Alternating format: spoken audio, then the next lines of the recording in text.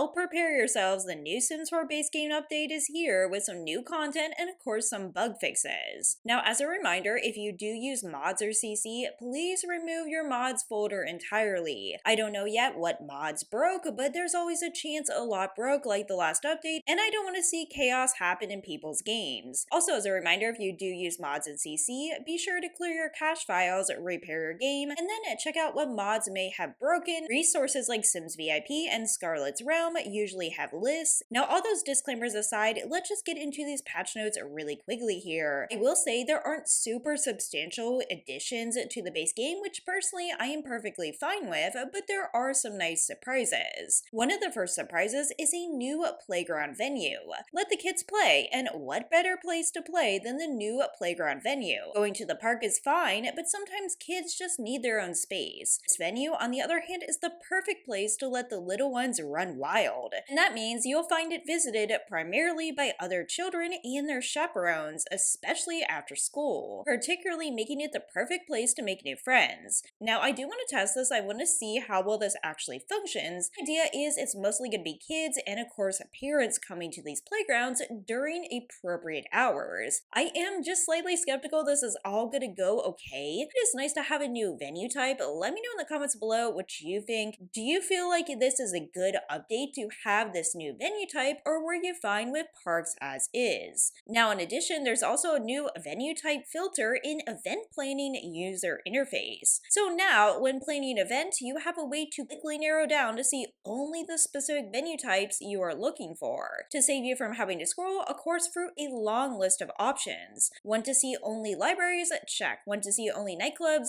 Check. Want to see only libraries and nightclubs? Also check. This, of course, is just a new way to filter out, to figure out what kind of venue you want. Honestly, these quality of life upgrades are much appreciated. It might seem small, but it makes it less overwhelming to go through everything. These are the tiny upgrades that I personally think will make Sims 4 better. Not great, but at least better. The team always has surprises before a new expansion pack, and that is also true before Adventure awaits. And this time we get new interactions. Child Sims now have a very cute interactions to play pretend with either another child as a social interaction or as a self-interaction. Play pretend as a social interaction can be accessed through friendly activities, and otherwise you can click on your active child to access play pretend as a self-interaction. You can play Fairy Tale Castle, play House, and play Space Explorer, as well as play Pirate Adventure or play Island Castaway. All these are accompanied by childhood imagination that is thematic to the selection. Having these small interactions, again, some great quality of life improvements. I feel like child Sims just don't get that much, and having these tiny interactions, again, might not seem very big, but they do add up over time. This is a new slouch Beanie Color variant. We've now added a new color variant on the existing base game beanie. Now, honestly, I have no opinion on this. This is fine. I always say they should continue to upgrade and update base game assets, especially now that it is free to enter. While I don't see myself honestly using this at all, it still is a nice update. Now, moving on, we also get some cross-pack updates. One, we have a tuning update for The Sims 4 Life and Death Soul's Journey. We readjusted gains for Soul's Journey and added satisfaction points for each tier. And surprisingly, merfolk also get a new bassinet. These bassinets I think are just totally adorable. Yes, they are very Sims 4 if you know what I mean, but this is great. Honestly, I want to see them continue to update mermaids. Mermaids have so much potential. My humble opinion, mermaid animations are great and they just have way more potential. Could this mean we're getting even more updates to mermaids randomly? It is possible, especially since this is so unexpected. And this is just a bassinet, so I'm getting way ahead of myself and I could be wrong.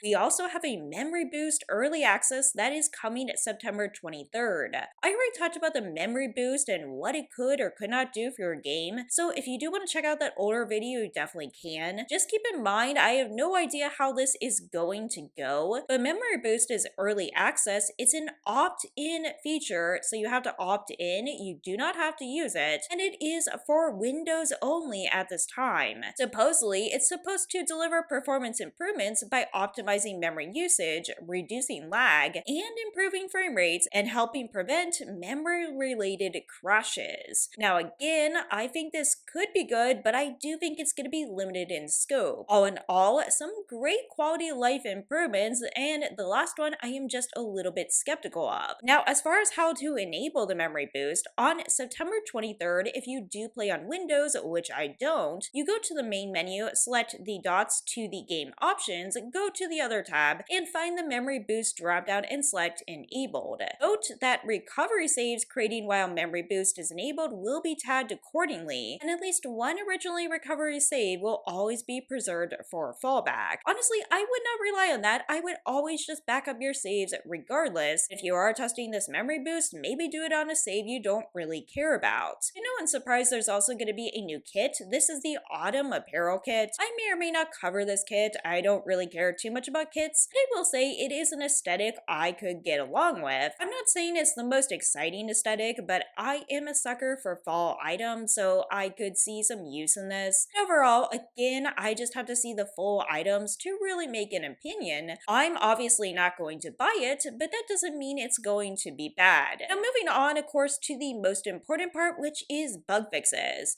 And as you know, these are a long list, so I will just try to go through it quickly and highlight the key ones. And as always, keep in mind, even if they said they fixed something, it is not always true for everyone.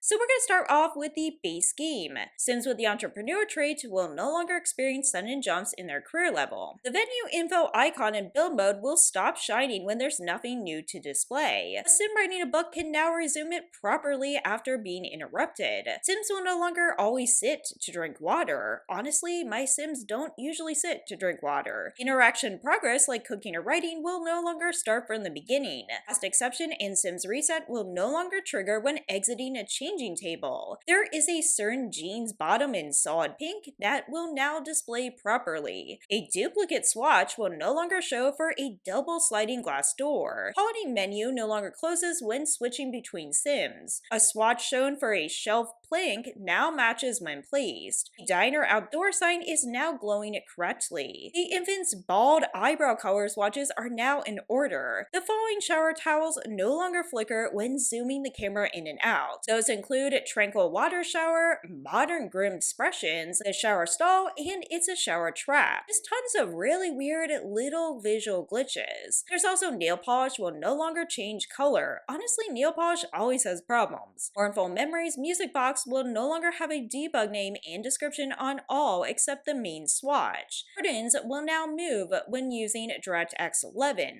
Dying can no longer be avoided by scheduling an off-lot event. That is something I definitely would not have noticed. But finally, there are some shoes where the variant of the shoe no longer changes shape when compared to other variants. Now moving on to impacting multiple packs. Skill cheats can no longer be used to lower skill. Eyeglasses no longer look like sunglasses. Some wall mailboxes no longer appear under miscellaneous appliances. Summon a Privy Bush is now available for vampires and fairy child Sims. Some fireplaces no longer project light from fire backwards. They also resolved a missing texture observed when applying a certain sweater vest with bottoms, and texture defects are no longer observed when applying bottom with a few different tops. Honestly, again, I don't know how these are the top concerns. I do feel this is important to fix these tiny issues. However, I would be curious just how many votes these get. And the undo button is no longer grayed out when using it to make changes for occult Sims. Moving on to the pack fixes. Get to work,